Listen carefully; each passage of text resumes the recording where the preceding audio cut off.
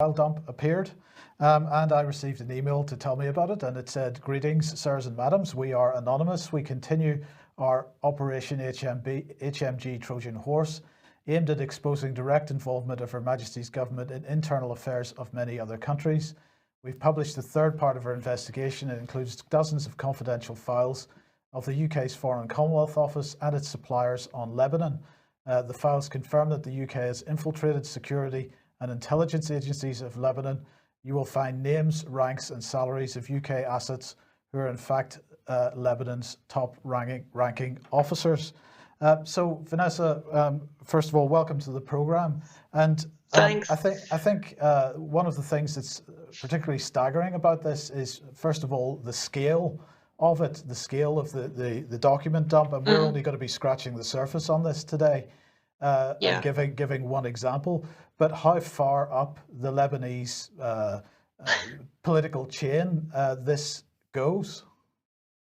It goes extremely high up. It goes up as far as the current Interior Minister, Raya Al Hassan, which we'll come on to when we actually look at the spreadsheet that was within the file, showing the serious level of embeddedment of these outreach organisations that are working on behalf of the UK Foreign Office, UK Aid, and and working with the British Embassy in Beirut to effectively infiltrate and influence for change the security services in Beirut, the police services in Beirut, even military intelligence services in Beirut. It's an extraordinary operation. I mean, if we look at, and as you said, I mean, we're going to kind of whiz through it now. I'm going to be writing it all up as soon as I can. But I've literally just opened the first zip file. So I've gone through the first raft of files. I've probably got about another 5 or 6 zip files to go through, so there's an awful lot more information to come, I'm guessing. But basically what this is focusing on, in the year 2017, 2018, and I'm reading from the documents, this was the statement of requirements, I'm assuming from either the British Embassy or from the UK Foreign Office. But the British Embassy undertook scoping exercises of the Lebanese justice process, looking at capacity, human rights compliance, etc. And the outcome of this scoping exercise was a decision by British Embassy to focus future support on Lebanese Armed Forces Department of Military Intelligence, with peripheral support for the military tribunal, military police prisons, and other such focused security services. Now, obviously then, which is in line with, of course, how the British Foreign Office has run its operations to destabilize Syria, these operations are outsourced to various agencies that are working hand in glove with the British government, funded, of course, as we see when we look through these documents, by the Conflict Stability and Security Fund, which, of course, was the fund used to siphon money to the White Helmets, to Mayday Rescue, to Adam Smith International, to Integrity, etc., etc. The Conflict Stability and Security Fund is a top secret, almost now, I think, 2 billion slush fund used by the government to further peace and stability in target regions. Of course, read that with inverted commas around it. If we look again at the statement of requirements in these documents, the maximum budget is 600,000 per year, July 2018 to March 2020.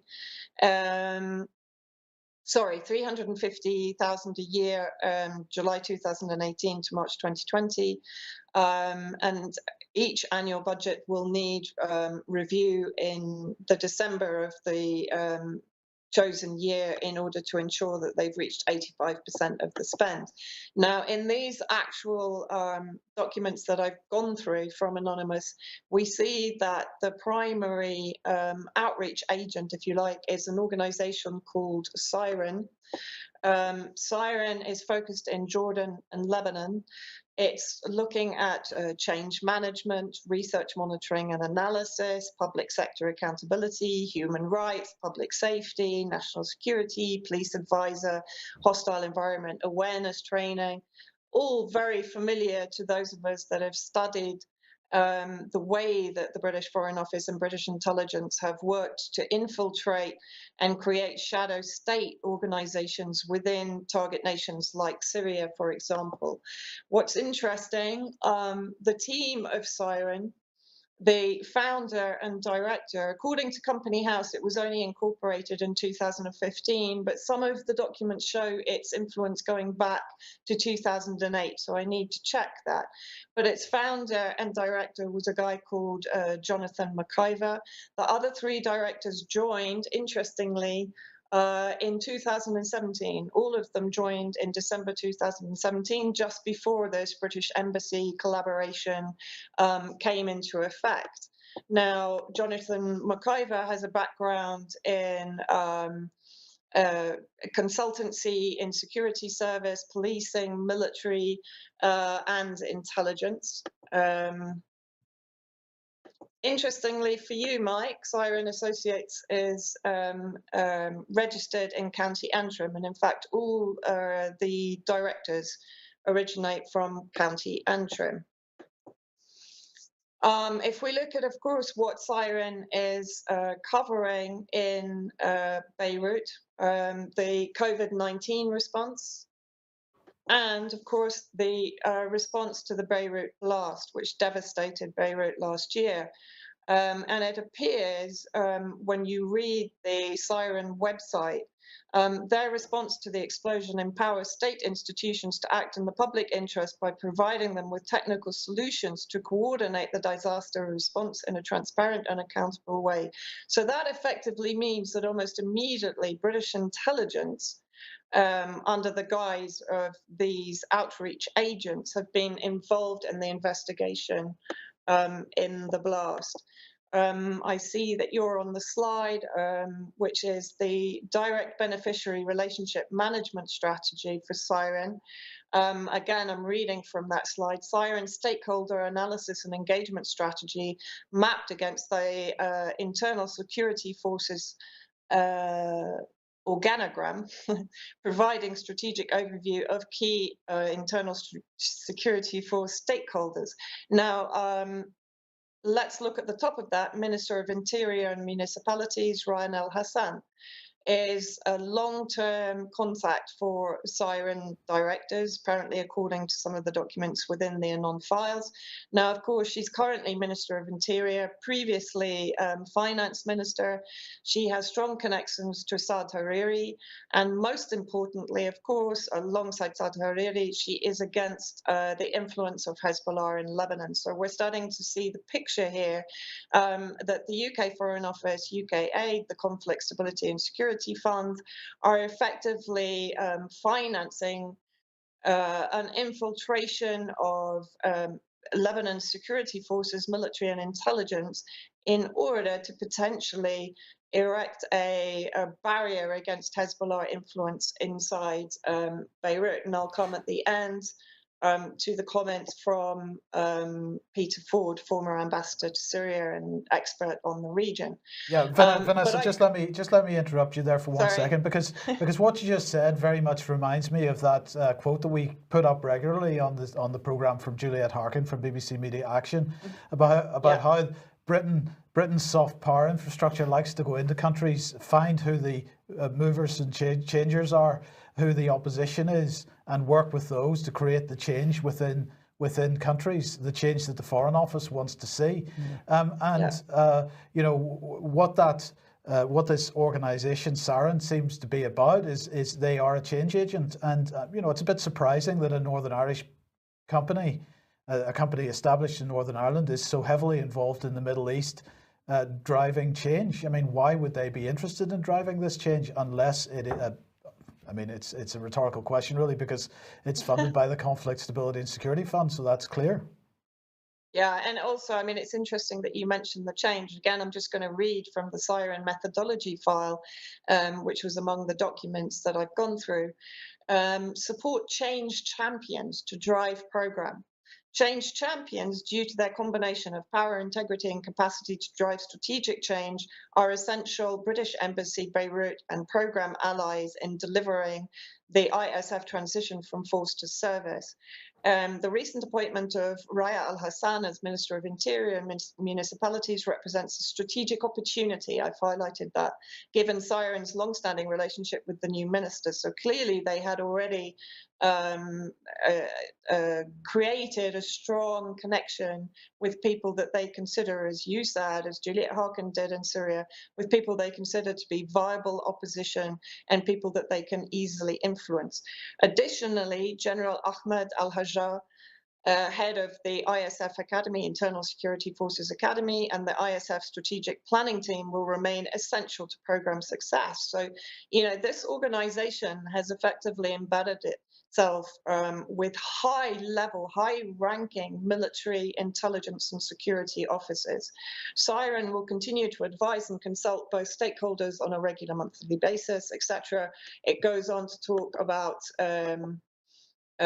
regular meetings, weekly, possibly daily meetings with the British Embassy. Interestingly, I did have inside information that the British ambassador in Lebanon has curiously handed in his resignation for personal reasons, just as these documents hit the streets. I'm sure that's a coincidence. But you also have Robert Broadhurst working for Siren, former Metropolitan Police Service commander, who will expand the public order manual of guidance.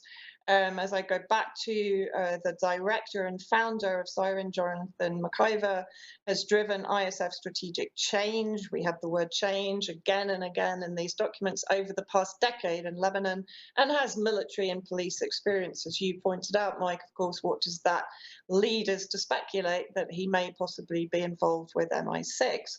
And of course, General Najim, again, working for Siren, former ISF head of mobile forces. So you can see now how this organization has developed itself to basically consist of the influencers within those security forces inside Lebanon. I don't know if you can bring up the slide. What are we on now? Oh, you're on this one. Okay. Do you tell me what you want to see? Well, if you can bring up the salaries, because I think people would be very interested to see. You just mentioned, why would this company incorporated in County Antrim be involved in effectively the destabilization of Lebanon at the behest of the UK Foreign Office?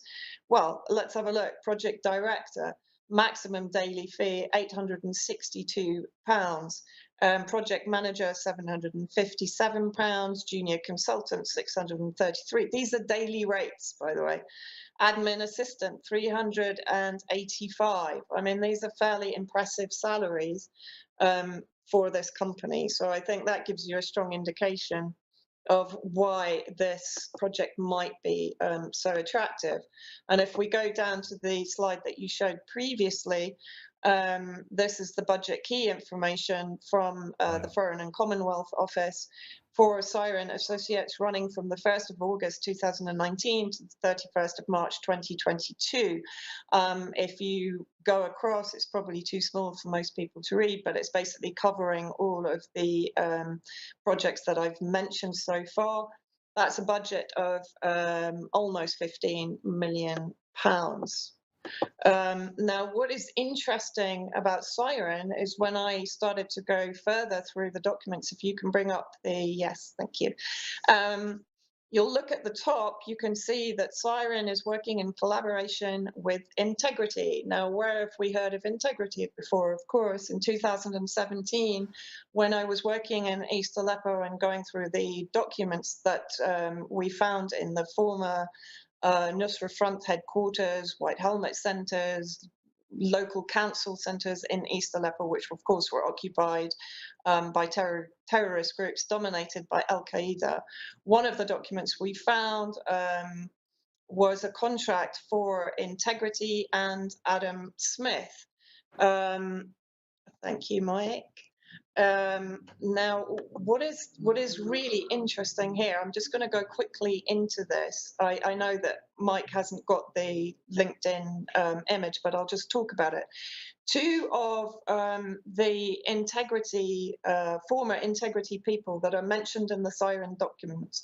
One is Sarah Raslan, who worked for Integrity until December 2019. So she was involved in the project in Syria, where effectively Integrity and Adam Smith were receiving funding from the Conflict Stability and Security Fund to then funnel to various outreach agents based in Syria that were setting up what we euphemistically called local councils. Now, in East Aleppo, through my investigations, which are published at 21st Century Wire, we know that those local councils were headed up both by heads of the White Helmets and by leaders of Nusra Front and various other associated armed groups operating in East Aleppo. Now, Sarah Raslan, who is now also connected to Siren and to the Lebanon project, she worked for Integrity, but she also worked for Active Strategy. Now, Active Strategy, you might remember in 2019,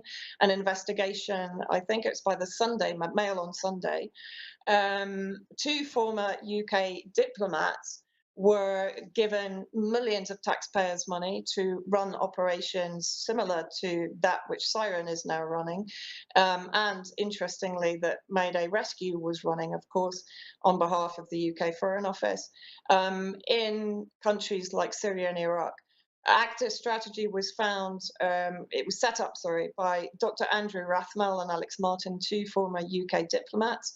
Andrew Rathmell was given an award of valor. Now, of course, they were actually found to have embezzled the majority of the funds, the millions of taxpayers' money that were handed to this organization to run operations in countries like Iraq and Syria. They left over 80 ex-staff owed thousands.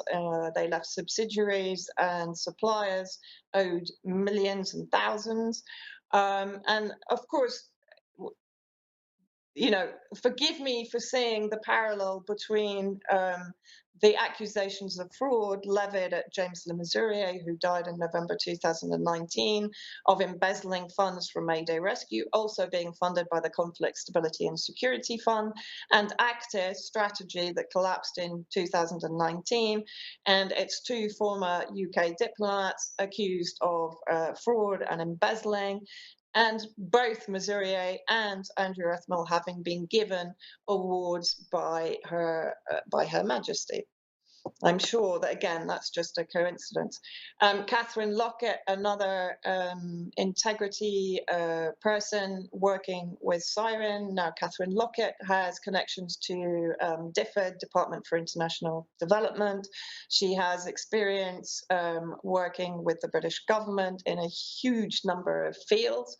So we see, again, this very, very close connection of this nexus of change and transformational agents working for the British government and being funded millions by the British government, which of course is currently destroying its own society through the COVID-19 project. And yet it can find millions for arms and for these destabilization projects abroad. Vanessa, it strikes me that what we have here is a gravy train for some of these non-governmental organisations, and a foreign policy agenda which is being pushed through these. Now, is this partly to keep this outside the remit of freedom of information, or is it partly to give plausible deniability to the British government? Why are they using these agencies rather than doing it in-house, as it were? I think you're absolutely right. I think number one is plausible deniability. Of course, we know that that's why the White Helmets were, or we suspect that's why the White Helmets were created in 2013, because the media propaganda was starting to fail in Syria. So they wanted to give the media a degree of plausible deniability and to give them regular outsourced, open sourced evidence and witness and testimonials, etc., to support the propaganda. So of course it's primarily for plausible deniability. You know, as we saw actually with Adam Smith International have been the fall guy on a number of occasions when in fact, of course, it's the government that's been caught out, basically targeting certain nations for destabilization and revolution. And Adam Smith, if you actually go to my 21st Century Wire article, I talk about the number of times that Adam Smith has been effectively, in my opinion, used as a fall guy. That's what these organisations do. They do the job on behalf of the UK Foreign Office, but then if it all goes pear-shaped, as of course it is right now, because Anon is releasing these documents, then the government can basically wash its hands and say, yeah, but we didn't know they were doing it to that extent. We were giving them money for the X, Y, and Z, and we didn't realise that behind our backs, of course, they were embedding themselves with intelligence and they were destabilizing XYZ country. But I think what's really interesting, I asked Peter Ford because I wanted to check whether this was a normal level of activity, let's Right. say. So just before you continue, Peter Ford, of course, former Foreign Office diplomat and ambassador. So to Syria. He's qualified to make a statement on this. Yeah, he is. So I wrote to him and I sent him a brief summary of the documents I'd gone through. Now, his response to me this morning was this. I haven't had a chance to read everything, but what I have seen reminds me of my first ever job in the Foreign Office in the Caribbean Department. In those days of transition from empire, the Foreign Office had a special department for training West Indian police forces called POLAD, Police Advisors Department, especially security branches, which needed inducting into the colonial methods of repression. And I would underline this colonial methods of repression because, of course, Mike, what we're actually seeing is neo-colonialism on full throttle. Whereas the British, you know, they no longer have the influence they had previous territorially in these countries. But now, of course, the way that they are achieving their colonialism is through infiltrating and gaining control and influence over the pivotal institutions within those countries. So Peter goes on to say, later I was a point man in our Cairo embassy for a pretty harmless police training program for the Egyptian police. Compared with that, and this is important, he says the scale, ambition, and cost of the program for Lebanon makes my jaw drop. It's transparently clear to this former Foreign Office insider that the entire purpose of the Lebanon police training program is to infiltrate, subvert, control, and manipulate in ways designed to make the police a counterforce to Hezbollah and other democratic forces in Lebanon. Just as in the 1970s, when leaving colonies, the UK tried to fix the legacy so as to retain influence and to prevent the emergence of radical popular movements. So that is it in a nutshell. I mean, when I started to go through these documents, I was shocked at the extent. Of course, in Syria, they didn't quite do it the same way. They didn't embed themselves with official institutions. They embedded themselves with terrorist groups and kind of turned them into official institutions or shadow state institutions through the labeling of the gangs and groups as local councils, as civil society, etc., as white helmets, etc. Yes, well, look, thank you very much for that, Vanessa. That's fantastic. And as I say, this is just the start. We're just scratching the surface of what is here. But I'd like to get Alex's thoughts on what Vanessa's just delivered. Alex, just give us a brief overview of what you think here. Three quick things, apart from kudos to Vanessa for explaining this also eloquently. First of all, I have seen the whole chain that Vanessa describes with regards to the country of focus that I had in British intelligence in the mid-2000s. And it started with young people in government having come up from local or economic bases, international government, being identified in meetings chaired by and hosted by the Cabinet Office as a technocrat we can work with. Someone in their 20s usually. And if they came from a conflict hotspot, the next stage would be that the MI6 officer in the room would say, well, shall we invite him over and dangle in front of him the prospect of meeting intelligence people? That will please him. Once they came over, favoured NGOs would always take them to Northern Ireland for a weekend. It's sorry to use this analogy, but it reminded me of the Alpha Course's Holy Spirit weekend. They came back converts, they came back new men after having been to Northern Ireland and spoken to the fixers. May I suggest that might be a link with the Lisburn registered company you have? The second thing is Rory Bremner had a couple of comedian sidekicks who went under the name of Bird and Fortune. And if people look up this 2005 response to the assassination of Rafik Hariri called Bird and Fortune brackets Washington diplomat, you will find that the gentleman playing the British diplomat based in Washington in this Bush era is asked, well, what are you doing spreading democracy? And he replies, oh, well, what it means is that all these lovely people in Lebanon come out on the streets and demonstrate against the nasty Syrians who do things like blow up their prime minister. And then the gentleman playing the journalist says, but what about the equal number of Lebanese who came out protesting in favour of the Syrians? And you can see in the automatic subtitles there that the British diplomat says, they don't count. So do look up that sketch from 2005. And the third and final thing I would say in response is that I have now seen enough to make an analytical prediction and go out on a limb. Anonymous previously gave me linguistic hints in what their write-ups that they were probably French speakers.